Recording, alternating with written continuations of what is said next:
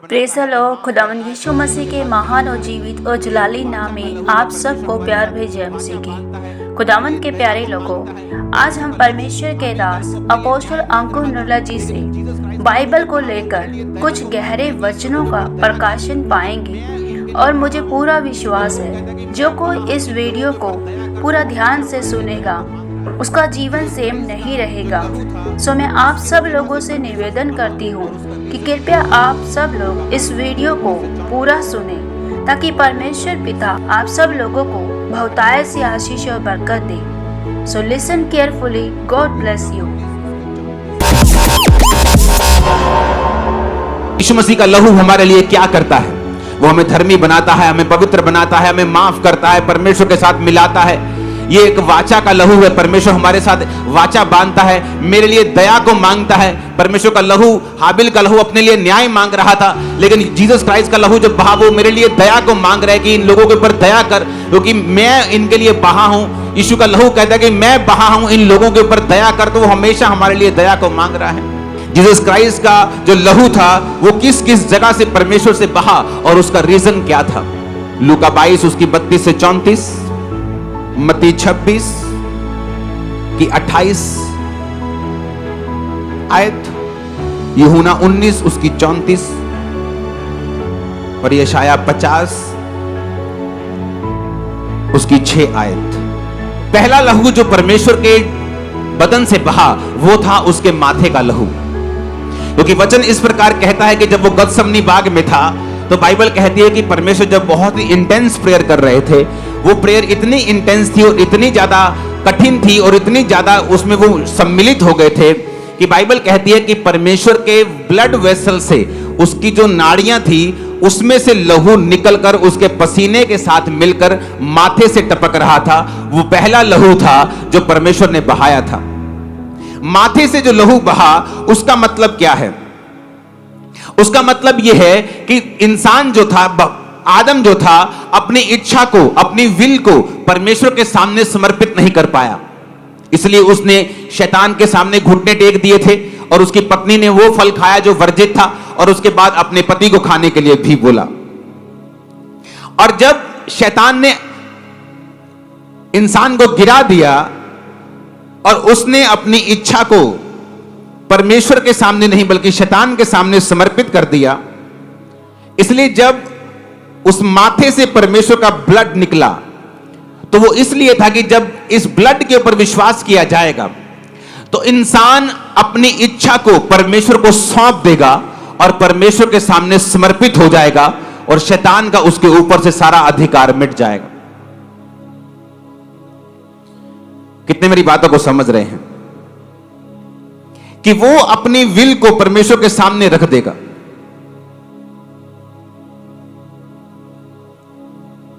दूसरा लहू जो परमेश्वर के फेस से निकला, यशाया 50 उसकी 6 आयत में लिखा है, मैंने मारने वालों को अपनी पीठ, गलमोछ नोचने वालों को यानी दाढ़ी नोचने वालों को अपने गाल दिए, अपमानित होने और थूकने से मैंने अपना मुंह नहीं छुपाया।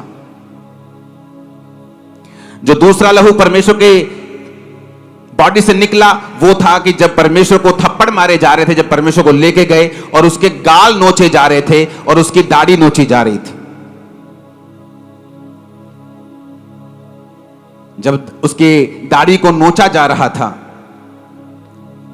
तो वो ह्यूमिलेट हो रहा था, वो बेइज्जत हो रहा था, उसकी रेपुटेशन को खराब किया जा रहा था। और जब आप उस लहू के ऊपर विश्वास करते हैं जो परमेश्वर के गालों से बहा, तो आप फिर यह भी बिलीव करते हैं जो उसके फेस से बहा, फिर आप यह भी बिलीव करते हैं कि वो आपकी खोई हुई रेपुटेशन को वापस कर देगा।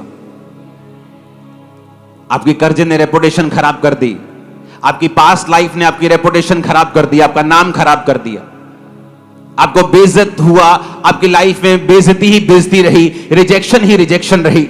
जब आप जीसस क्राइस्ट के उस सीन को याद करेंगे जो यशाया 50 के 6 में लिखा है कि अपमानित होने और थूकने से उसने अपना मुंह नहीं छुपाया और गाल नोचने वालों को उसने अपने गाल दिए, ये आप लोगों के लिए था। जीसस क्राइस्ट चाहते तो एक मौत ले सकते थे। कोई आता कि यीशु मसीह के जोर से उसके पेट में तलवार को मारता और यीशु मसीह को मार देता, लेकिन यीशु मसीह का जो लहू बहा था उसका कारण था, वो माथे से बहा उसका कारण था, वो गालों से बहा उसका कारण था। बाइबल कहती है जब उसकी दाढ़ी को नोचा जा रहा था, तो वचन ये कहता है कि जब दाढ़ी की बात बाइबल में आती है तो प्रीस्टहुड की बात आती है, तो याजक की बात आती है, ग्लोरी की बात आती है, तो परमेश्वर इज्जत की बात आती है। इसलिए जब दाऊद ने अपने लोगों को भेजा था कि जाकर फलाने राजे से उसका हालचाल पूछ के आओ क्योंकि उसके घर में कोई दुर्घटना हो गई थी, तो लेकिन उसके लोगों ने चुगली की, कहता नहीं नहीं ये दुर्घटना लेने के लिए नहीं आए, ये तो भेद लेने के लिए आए हैं। तो लिखा उनकी आधी आधी दाढ़ी कटवाकर, उनके कपड़े आधे आधे कटाकर उनको आधा नंगा करके वापस भेज दिया था। दाढ़ी का कटना मतलब कि जब वो उसको आधा छीलते थे तो उसका मतलब बेइज्जती होता था, और जब बियर्ड का मतलब होता है ग्लोरी, कि आपकी लाइफ की ग्लोरी खत्म कर दी शैतान ने, रेपुटेशन खत्म कर दी, आपकी पास की लाइफ की गलतियों ने आपका नाम खराब किया हुआ है। लेकिन जिस दिन आप ये समझ जाएंगे कि यीशु मसीह का लहू जो उसकी दाढ़ी नोचने पर निकला था, यीशु मसीह का लहू जो उसके गाल नोचने पर निकला था, आज मैं उस लहू को ले रहा हूं, मेरी सारी बैड रेपुटेशन खत्म हो चुकी है। अगर आप ये मान के लेंगे, आज मैंने कहा इन जीसस नेम आपकी इज्जत पीएम से भी ज्यादा होगी। मैं आपको बता रहा हूं, मैं मजाक नहीं कर रहा हूं, मैं मजाक नहीं कर रहा हूं, मैं आपको बोल रहा हूं, अगर आप बिलीव करेंगे तो। इसलिए आज जब घोषणाएं होंगी, जब ये वचन आप सुन लेंगे, उसके बाद जब घोषणाएं होंगी आपको मालूम होगा कि मुझे किस घोषणा के नीचे इस लहू को लेना है। मेरी लाइफ में ये प्रॉब्लम है, जब मैं घोषणा करूंगा आप उस लहू को लेंगे और आप देखेंगे कि उस एरिया में आपको छुटकारा मिला है। आपकी रेपुटेशन खराब है वो सही हो जाएगा, आपका नाम खराब है वो सही हो जाएगा। आपको चिंता रहती है, आप अपनी मर्जी को परमेश्वर के सामने समर्पित नहीं कर पाते, आपको स्ट्रेस रहता है। आप जीसस क्राइस्ट के उस लहू को याद कीजिए जो उसके माथे से निकला था। ऊंची आवाज में हालेलुया बोलो। यीशु मसीह का वचन कहता है यशायाह 53 उसकी 5 आयत में कि उसके कोड़े खाने से हम चंगे हुए। एक लहू तब निकला जब यीशु मसीह गतसमनी बाग में थे, उसके माथे से एक लहू तब निकला जब उसके गाल नोचे गए, उसकी दाढ़ी पटी गई, और एक लहू तब निकला जब यीशु मसीह के कोड़े मारे गए। और बाइबल कहती जो लहू कोड़ों से निकला वो तुम्हारी चंगाई के लिए था, जो लहू माथे से निकला वो किसी और मकसद के लिए था, जो लहू दाढ़ी से निकला वो किसी और मकसद के लिए था। हालेलुया, ऊंची आवाज में हालेलुया। क्योंकि दाढ़ी आपको प्रीस्टहुड को भी, याजकपन को भी दर्शाती है। क्या करते थे याजक परमेश्वर की प्रेजेंस में रहते थे और परमेश्वर की सेवकाई करते थे। आज जिन लोगों की लाइफ में परमेश्वर की प्रेजेंस खत्म हो चुकी है और वो परमेश्वर को मिनिस्टर नहीं कर पाते, परमेश्वर की सेवकाई नहीं कर पाते, उसके सामने प्रार्थना नहीं कर पाते, अपने जीवन को बिता नहीं पाते। जब हम परमेश्वर की दाढ़ी से निकले हुए ब्लड को आज अंगीकार करके लेंगे, आप फिर से परमेश्वर की प्रेजेंस में जाने पाएंगे, आप फिर से सेवकाई करने पाएंगे, फिर से वो लूटी हुई, वो फिर से जो मरी हुई ग्लोरी शैतान ने कर दी थी, परमेश्वर उस ग्लोरी को रिस्टोर कर देगा आपकी लाइफ में। आपके बच्चों ने आपका नाम खराब हो सकता कर दिया हो, आपकी बेटी ने, आपके बेटे ने कर दिया हो, लेकिन बाइबल कहती है यीशु मसीह का लहू उस लॉस्ट रेपुटेशन को फिर से वापस करता है।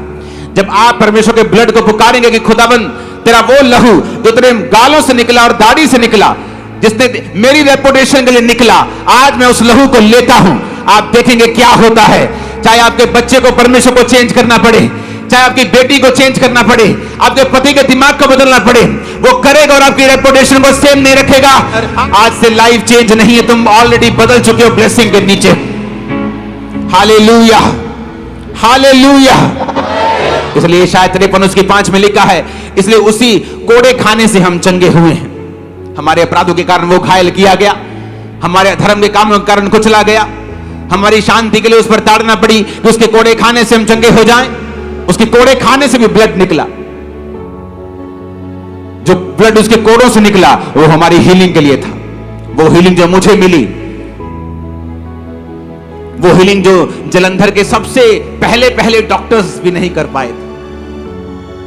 जलंधर के सबसे ओल्ड डॉक्टर्स, नाम है जिनका, पॉसिबल नहीं। उसके कोड़े खाने से हम चंगे हो चुके हैं। फिर एक ब्लड निकला परमेश्वर के कांटों के ताज से। परमेश्वर के जब कांटों का ताज जला गया तो बाइबल कहती है उसमें से ब्लड निकला। क्यों निकला कांटों का ताज? क्योंकि वो कांटों का ताज आपके लिए और मेरे लिए था। ताज डाला जाता है राजा को, ताज डाला जाता है जब एक राजे की राजपोशी की जाती है, जब एक राजा जीतता है ताज उसको डाला जाता है। वो ताज अपने लिए तो वो ये सोच के डाल रहे थे कि हम यीशु मसीह की बेइज्जती कर रहे हैं, लेकिन यीशु मसीह ये ताज को इस तरह से ले रहा था कि मैं जीत रहा हूं शैतान के किंगडम के खिलाफ। और जो कोई व्यक्ति इस कांटों के ताज के बहे हुए लहू पर विश्वास करेगा वो शैतान के राज्य के ऊपर जीत प्राप्त करेगा। उसके घराने के ऊपर शैतान का कभी राज ना होगा, जादू टोने का कभी भी राज ना होगा, उसके मन पे, उसके दिमाग पे, उसके बच्चों पे शैतान कभी राज ना करने पाएगा। ये वो लहू था जो परमेश्वर के थ्रोन से, ये परमेश्वर के जो कांटों का ताज था उससे बहा था। परमेश्वर का लहू उससे बहा ताकि हमारा माइंड जो है वो परमेश्वर के जैसा हो जाए। हालेलुया, ऊंची आवाज से बोलो हालेलुया। फिर एक लहू बहा परमेश्वर के हाथों से। बाइबल कहती इंसान के काम गंदगी से भरे हुए थे। जब जीसस क्राइस्ट के हाथों के ऊपर वो नेल्स, वो कील मारे गए तो फिर ब्लड निकला, क्योंकि कोई भी इंसान धर्म के काम नहीं कर पा रहा था, परमेश्वर से दूर था। उस नेल से, उस कीलों से बहे हुए लहू से आज हम फिर परमेश्वर में चल सकते हैं और काम कर सकते हैं। जो लहू परमेश्वर के पांव से बहा, आज हम परमेश्वर के साथ साथ चल सकते हैं। जब हम उसके हाथों के कीलों के से बहा हुआ लहू और उसके पांवों से बहे हुए लहू पर विश्वास करते हैं, हमारी चाल सीधी हो जाती है। मान लीजिए आप जब घर जाते हैं, शैतान आप पर अटैक करता है, आपकी सोच के ऊपर अटैक करता है, आप चाहते हुए भी सीधा नहीं चल पाते। आज जब मैं घोषणा करूंगा यीशु मसीह का लहू जो पैरों से निकला और आप उसे रिसीव करेंगे, आप महसूस करेंगे कि जब आप घर में गए हैं पवित्रताई में चलना आपके लिए इजी हो रहा है, संसारिक फीलिंग से निकलना आपके लिए आसान हो रहा है। और आमीन, मेरे को ऊंचे वाला चाहिए। हालेलुया, हालेलुया, ऊंची आवाज में हालेलुया बोलो फिर से। आमीन। एक लहू निकला परमेश्वर के बर्छी से, जो बर्छी मारी गई थी, परमेश्वर के हार्ट को, परमेश्वर के जो बर्छी मारी गई परमेश्वर के दिल तक पहुंच गई थी, इसलिए लिखा उसमें से लहू और पानी निकला था। जब उस लहू को आप देखते हैं जो परमेश्वर के हार्ट से निकला था, और वो भी एक सोल्जर ने उसको मारा था, उसी से हमें परमेश्वर का जो हार्ट था कंपैशन से भरा हुआ, वो जीसस क्राइस्ट के जन्म से पहले परमेश्वर का वो कंपैशन और दया से भरा हुआ दिल कभी प्रकट नहीं हुआ था। वो मिरेकल के रूप में प्रकट हुआ था, वो दया करता था, लेकिन जीसस क्राइस्ट के जन्म के बाद जो दया वाला एक कहते हैं ना, एक साइड परमेश्वर की नजर आई, वो पहले कभी भी नजर नहीं आई।